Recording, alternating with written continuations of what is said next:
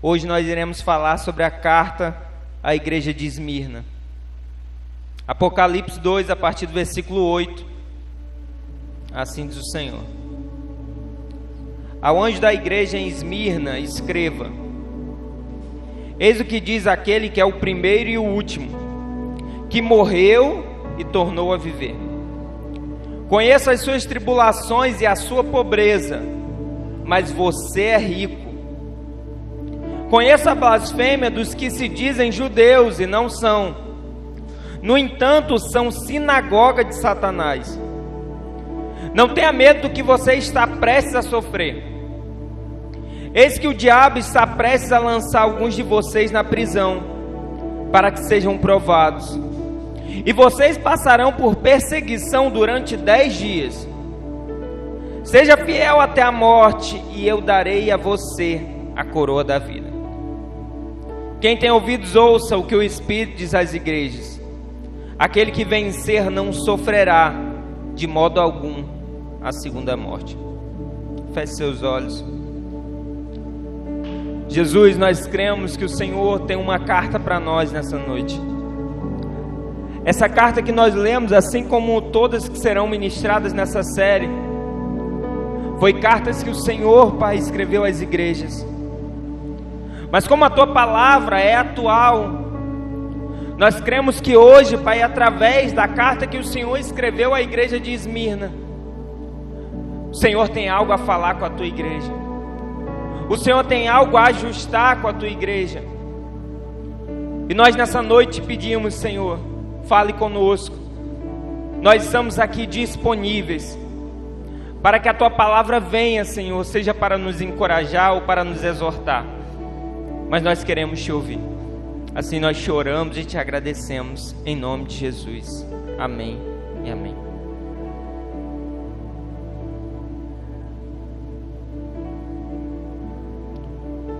Irmãos, você que esteve aqui no culto de quinta, eu falei sobre um padrão que as cartas têm.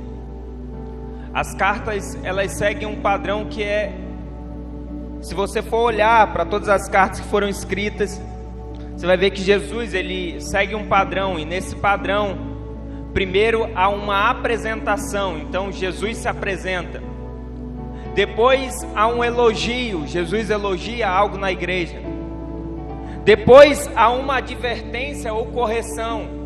Então Jesus olha para a igreja, vê o que tem errado e fala o que precisa ser corrigido. Por último, Jesus sempre fala das consequências. As consequências de sim ouvir as advertências, ou as consequências daquele que não ouve as advertências. Porém, eu estou dizendo que isso é um padrão.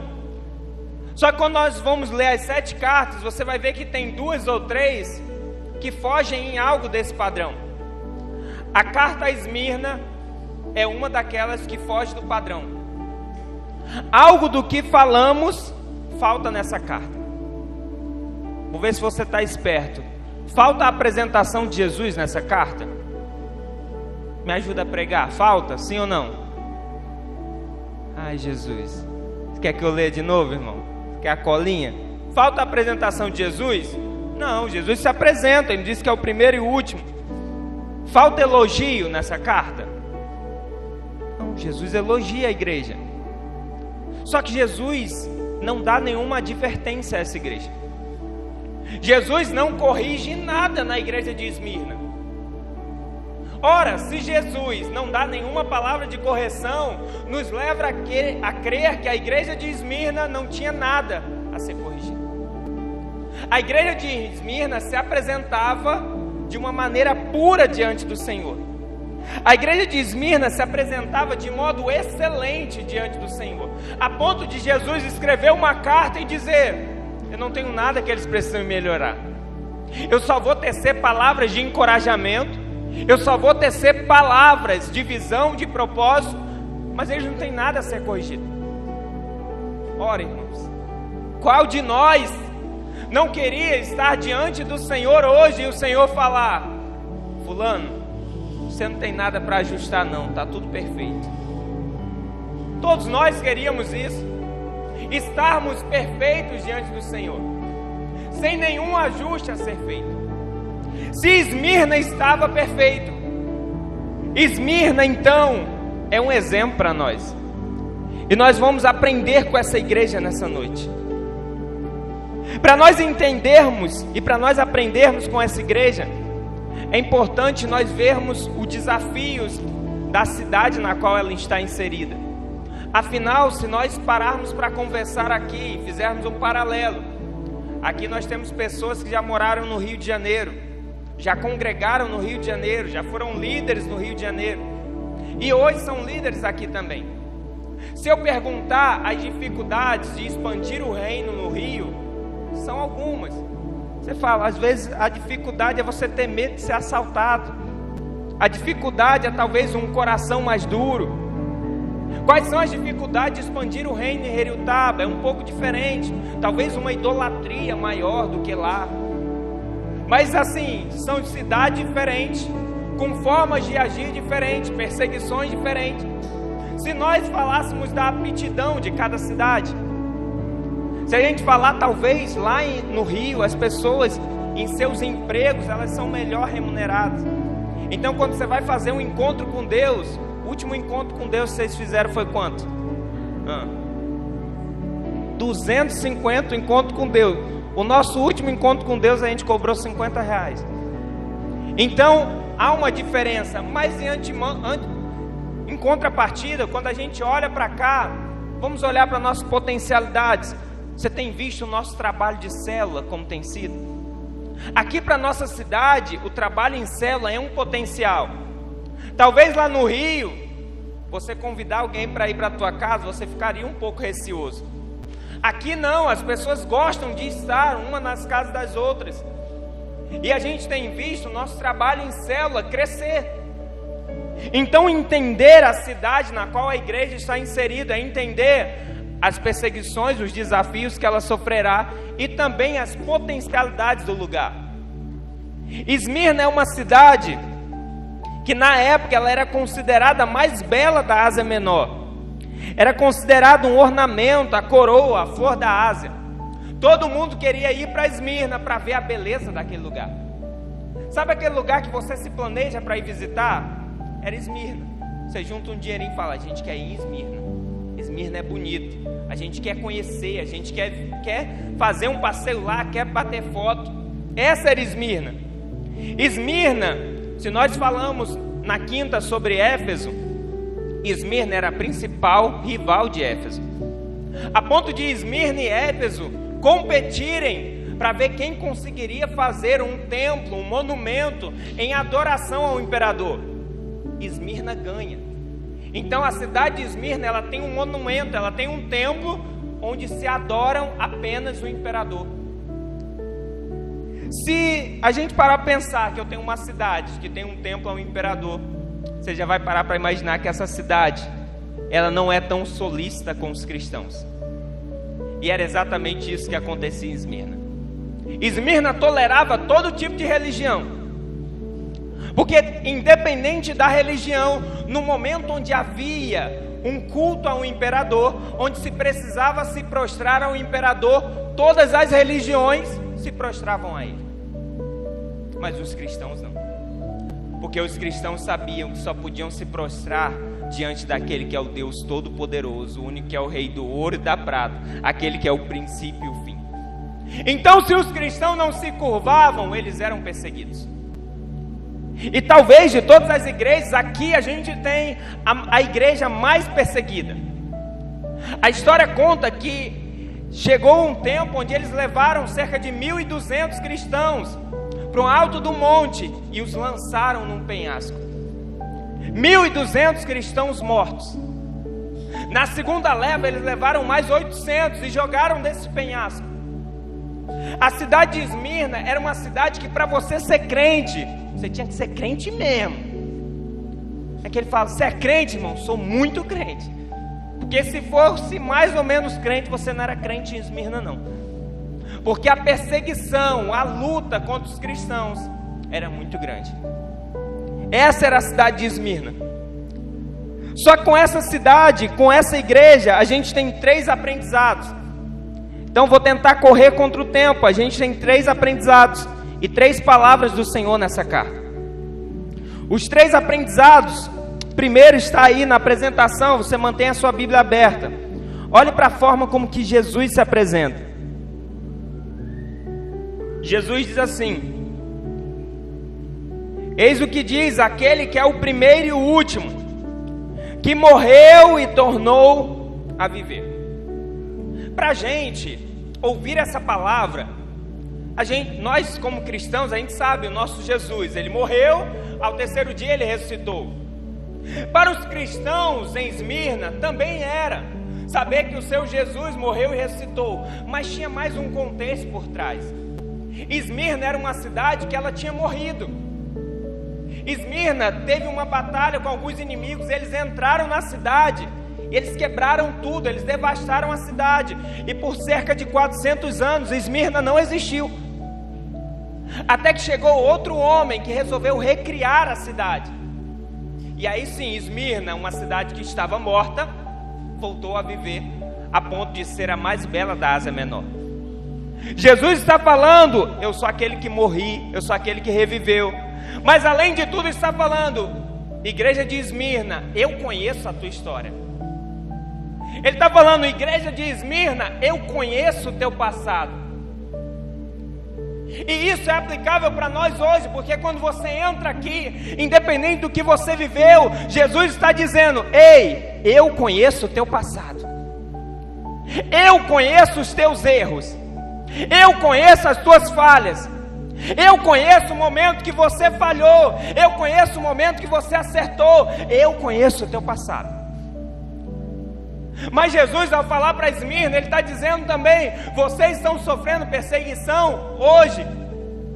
Jesus está dizendo para a igreja e para nós: eu conheço o teu presente, filho.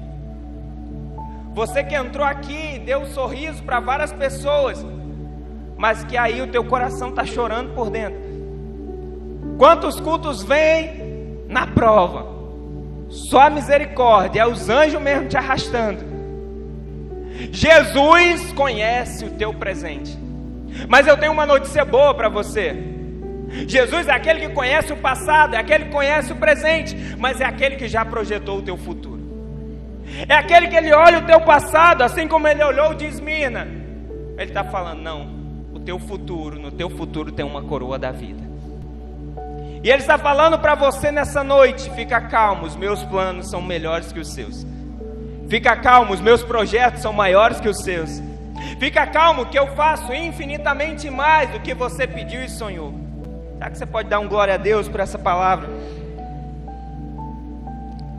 Segundo aprendizado que Jesus nos dá através de Esmirna é que ele fala assim. Ele diz no versículo 2: conheço suas aflições e a sua pobreza, mas você é rico. A igreja de Esmirna, ela era a mais perseguida e provavelmente também a mais pobre, porque eles eram perseguidos. Então os inimigos entravam na casa deles e roubavam tudo. Eles iam tentar comprar num comércio, e o comércio falava: não, para vocês cristãos eu não vendo não, vai comprar em outro lugar. Não, mas não, para vocês não. Aqueles que em algum momento foram comerciantes, tentavam fazer alguma coisa: não, com vocês a gente não faz, com vocês a gente não negocia. Então cada vez a igreja, aqueles membros daquela igreja iam ficando mais pobres. Mas agora você imagina, irmão, Jesus é tremendo. Você imagina aquela igreja talvez de ir para um culto, ir para uma ministração sem ter o que comer, talvez sem ter a roupa que vestir, e Jesus olhar para eles e dizer: você é rico. Jesus olhar para eles e dizer: olha, todo mundo olha para vocês e diz que é pobre, eu estou dizendo, você é rico. Eu imagino como que eles pensavam: como é que pode isso? A gente não tem nada, a gente é rico do quê? E eu quero fazer um paralelo para que você entenda o que Jesus está falando com essa igreja. Você está com a sua Bíblia aberta ainda? Eu vou adiantar aqui um pouquinho para o irmão que vai ministrar sobre Laodiceia. Você vai ir no capítulo 3, versículo 17. Você está comigo, irmão? Amém? Capítulo 3, versículo 17. Duas declarações de Jesus e um contraste entre duas igrejas. Apocalipse 3,17. Jesus está dizendo a Laodiceia: você diz, sou rico, enriqueci-me e não preciso de nada. No entanto, não percebe que é infeliz, miserável, pobre, cego e nu. Olha o contraste entre duas igrejas. Laodiceia está abrindo a boca para dizer: nós somos ricos, a gente tem tudo, olha o templo, aqui tem tudo. Precisou de poltrona? Está aqui poltrona até que faz massagem, tinha em Laodiceia. Precisou de telão de LED? Laodiceia tinha. O que precisasse tinha. Laodiceia está olhando para si mesmo e está dizendo: nós somos ricos, a gente tem tudo. E Jesus está olhando dizendo: você é pobre, você é infeliz, você é cego, você está nu. E para Esmirna, que não tinha nada, talvez os membros se sentavam no chão, não tinha púlpito, talvez, não tinha nada. E Jesus está dizendo: você está dizendo que é pobre, mas eu estou dizendo que você é rico. Porque o padrão do céu é diferente do padrão da terra. Porque o relatório do céu é diferente do relatório da terra. Então, se para uns essa igreja é pobre, mas aquela igreja era rica de algo que o mundo não podia comprar. Aquela igreja era rica espiritualmente. E Laodiceia, por mais que tivesse dinheiro, ela era pobre. O importante, então, é nós olharmos para a nossa igreja, nós olharmos para a nossa vida e vermos Jesus aqui falando. Jesus falando: olha, não importa, irmão, como você se vê. Jesus falando: não importa como as pessoas te veem. Jesus declarando: porque o que importa é a minha palavra que eu dou sobre a tua vida. Não importa se dizem que é pobre, não importa se dizem que é rico, o que importa é o que eu falo a teu respeito. E Jesus tem uma palavra para nós nessa noite, porque muitas das vezes a gente se coloca a gente dá ouvido ao acusador, ao diabo que fica apontando erros, apontando falhas. Mas não é o diabo que dá a palavra final na tua vida. Quem dá a palavra final na tua vida é Jesus. Aquela igreja era rica de tudo que o mundo não poderia comprar. E a gente vê o contexto de riqueza diferente quando a gente olha na Bíblia. A gente vê em certo momento, você vai ver ali em Atos, Pedro e João estão indo para o templo. E quando eles estão entrando no templo, há um homem aleijado de nascença. E aquele homem, ele olha para Pedro e João e fala: pede um dinheirinho, né? Pede uma esmola. E Pedro diz: olha, eu não tenho ouro nem prata, mas o que eu tenho te dou. Pega na mão daquele homem e diz: levanta-te e anda. Pedro está dizendo: você está achando que dinheiro é importante, você está achando que com dinheiro você vai mudar a tua vida, mas calma aí, deixa eu te falar que tem um Jesus que vai mudar a tua história. Deixa eu te falar que tem um Jesus que vai transformar a tua vida. Embora aquela igreja fosse pobre financeiramente, ela era rica dos recursos espirituais. Não tinha tesouro na terra, mas tinha tesouro no céu. Era pobre diante dos homens, mas rica diante de Deus. Continuando nos aprendizados, eu quero que você entenda agora que às vezes tem ajudas que nós esperamos e que elas não vêm. E olha o que Jesus fala aqui ainda no versículo 9, na parte B: conheça a blasfêmia dos que se dizem judeus, mas não são, sendo antes sinagoga de Satanás. Os judeus aqui, quando eu falei de 1.200 cristãos sendo mortos, quando eu falei de depois mais 800 sendo mortos, os judeus, eles estavam ajudando a matar os cristãos. Os judeus, eles que tinham conhecimento da Torá, da lei de Deus, que talvez os cristãos deveriam olhar e dizer: a gente pode contar com eles, mas não podia. Pelo contrário, ao invés dos judeus ajudarem, eles acusavam. Eu listei aqui algumas das acusações que os judeus faziam aos cristãos. Os judeus chamavam os cristãos de canibais, porque eles celebravam a ceia com pão e vinho, que simbolizava o corpo de Cristo.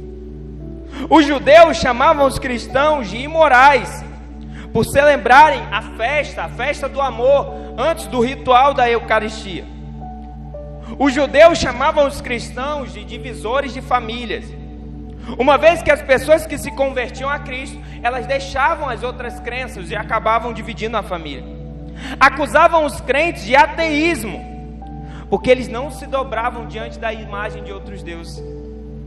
Acusavam os crentes de deslealdade e de serem revolucionários por negarem a dizer que César era o Senhor.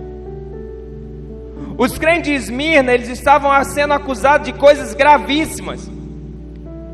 E havia uma forte influência da sociedade judaica, do judaísmo naquele lugar. E é por isso que a palavra os chama de sinagoga de Satanás.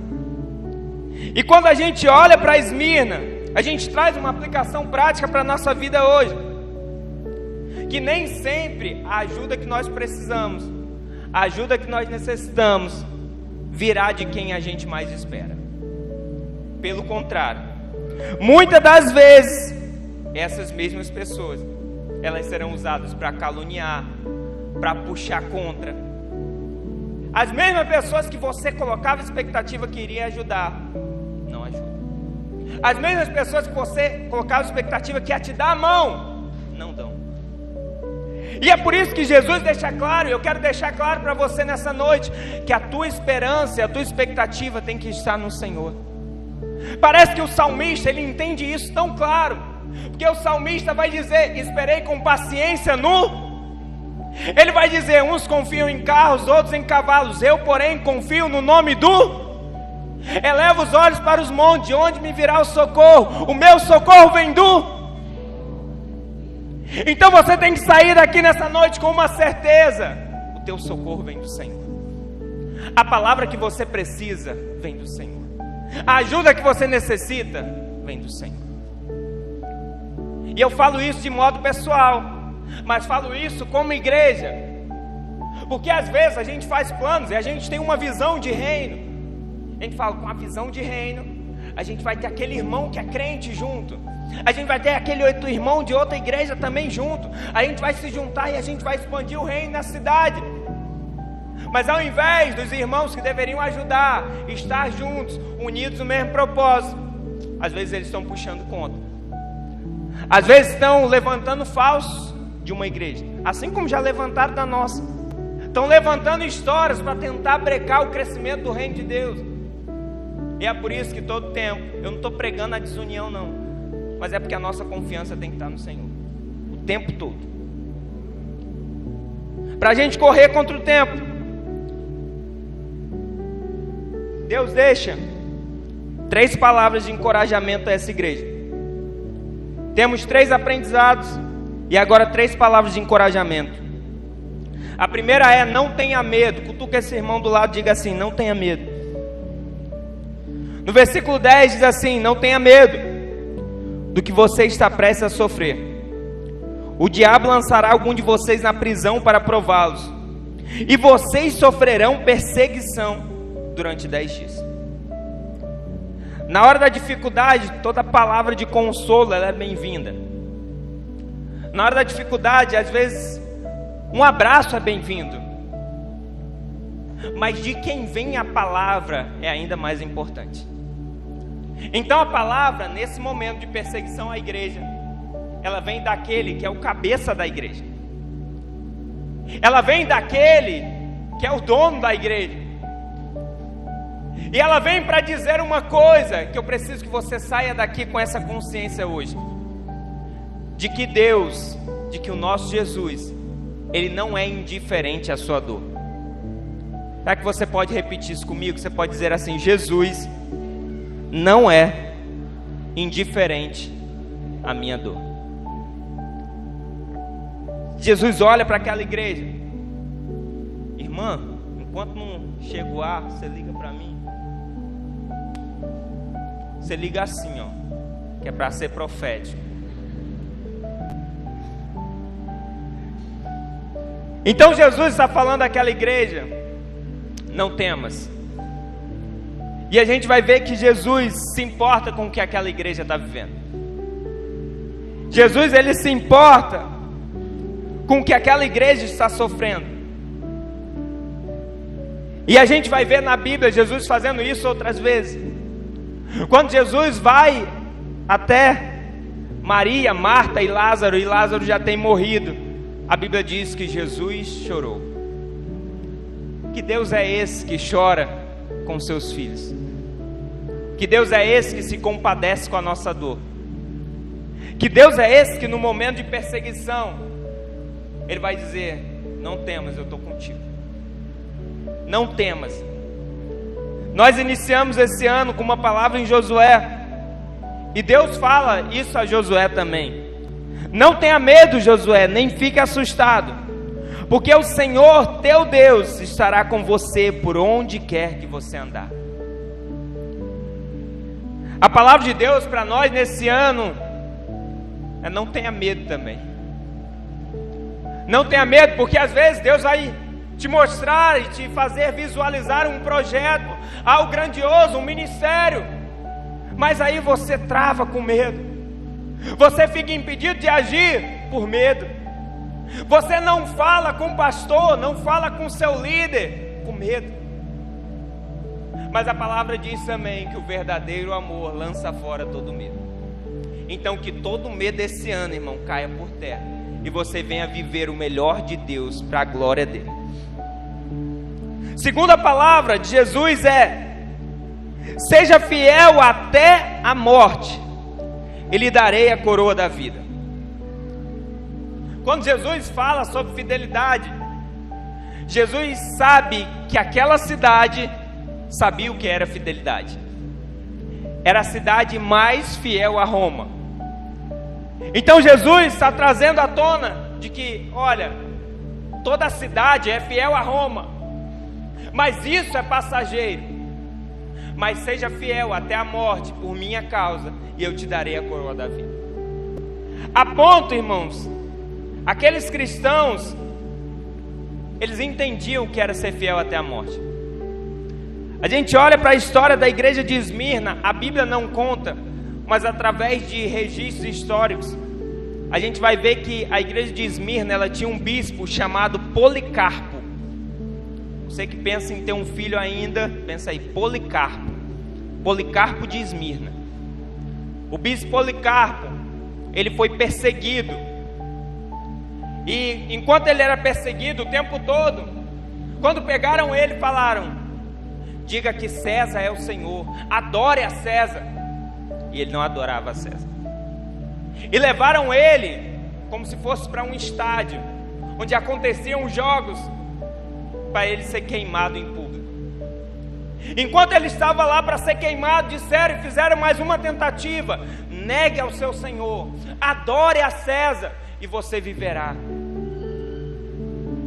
E eu queria falar as palavras que ele diz. Naquele momento que ele é induzido a negar ao Senhor, ele diz assim: 86 anos eu tenho servido a Cristo, e Ele nunca me fez mal, só bem. Como então posso eu maldizer o meu Senhor, Rei e Salvador? Era só uma palavra, era só dizer que adorava a César, era só maldizer ao Senhor. Mas ele aqui está declarando que Jesus fala: eu serei fiel até a morte. Eu serei fiel à palavra do Senhor. Hoje, na nossa realidade, Jesus espera do seu povo fidelidade na vida, no seu testemunho, na família, nos negócios. Não venda o seu Senhor por dinheiro, como fez Judas. Não troque sua herança no Senhor por um prato de lentilhas, como fez Esaú. Não venda a sua consciência por uma barra de ouro, como fez Acã. Seja fiel a Jesus, mesmo que isso lhe custe o seu namoro, mesmo que isso lhe custe o seu trabalho. Seja fiel ao Senhor, mesmo que isso lhe custe o seu sucesso. Mas seja fiel ao Senhor até o fim, que Ele lhe dará a coroa da vida. Falar sobre coroa para essa igreja. Uma igreja que tinha, uma cidade que tinha uma coroa chamada Coroa de Esmirna, que era um lugar muito belo, com muitos edifícios. Mas Jesus está deixando claro, essa coroa que vocês têm de edifício, elas são passageiras, mas a coroa que espera por vocês no céu, ela é eterna. Para nós finalizarmos, terceira palavra que Jesus deixa à igreja, vai no versículo 11. Jesus diz assim: aquele que tem ouvidos ouça o que o Espírito diz às igrejas. O vencedor de modo algum sofrerá a segunda morte. Entenda bem que ele está dizendo: o vencedor de modo algum. Ele está deixando no singular. A promessa de salvação, ela é individual. Eu sei que você que está aqui, talvez você já tenha convidado algum familiar seu para estar. Talvez seja um pai, uma mãe, um marido, a esposa, um filho. Mas você já convidou alguém. E se eu te perguntasse, você ia falar: eu quero levar ele junto para o céu.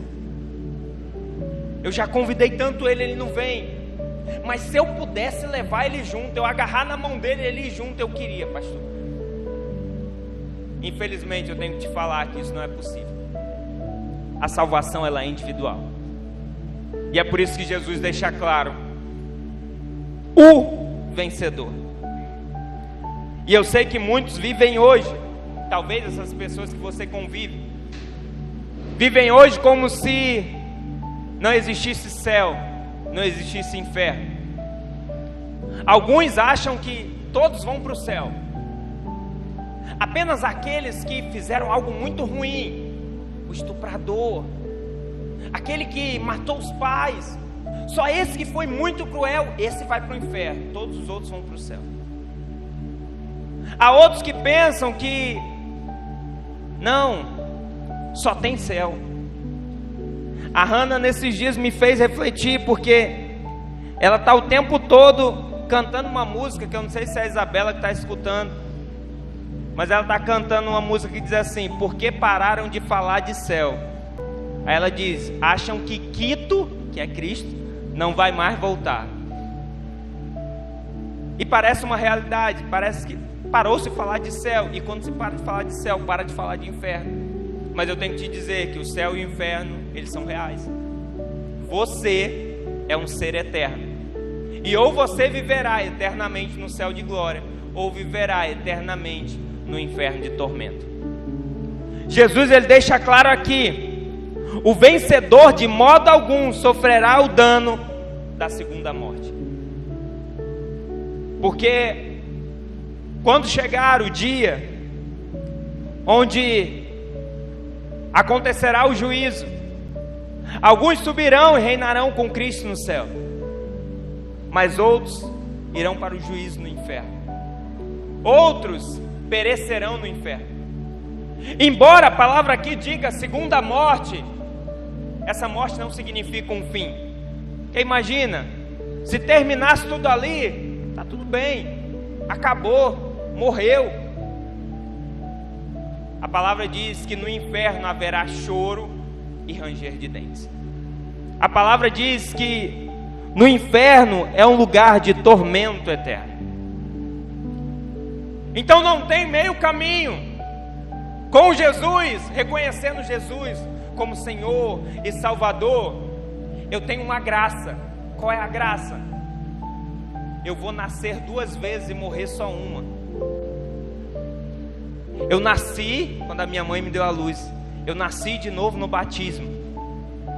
E se a gente morrer nessa vida antes que Cristo volte, a gente vai morrer uma só vez. Agora o ímpio que não conhece a Deus, ele vai nascer uma só vez, vai morrer aqui na terra, E aqui Jesus está falando, vai ter a segunda morte, que é o inferno de tormento. A palavra não é para te amedrontar, mas a palavra é para te dizer. Jesus está falando, a igreja de Esmirna está falando para nós hoje: aquele que vencer, aquele que permanecer fiel, aquele que continuar, que prosseguir, que não temer, a ele tem a coroa da vida, a ele tem um céu de glória. Agora aqueles que desistirem no meio do caminho, aqueles que desviarem da fé, a eles o inferno de tormento. Você pode renunciar tudo por Jesus, como fizeram os cristãos de Esmirna. Você pode resolver sofrer pela causa de Cristo, como fizeram esses cristãos, e ter a certeza de que Jesus espera por você no céu.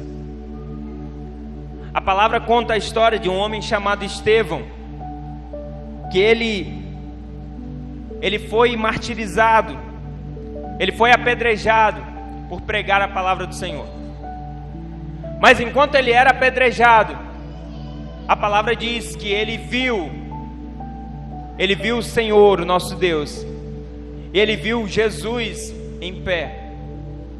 E naquele momento, a visão daquele homem, eu acho que ele pensava dentro dele: valeu a pena ser fiel, valeu a pena ser fiel até o fim, porque o que eu estou vendo aqui, nada no mundo paga. O que eu estou vivenciando agora, o que eu vivenciarei eternamente, nenhum prazer momentâneo do mundo paga. Então essas são as lições da igreja de Esmirna para a tua vida.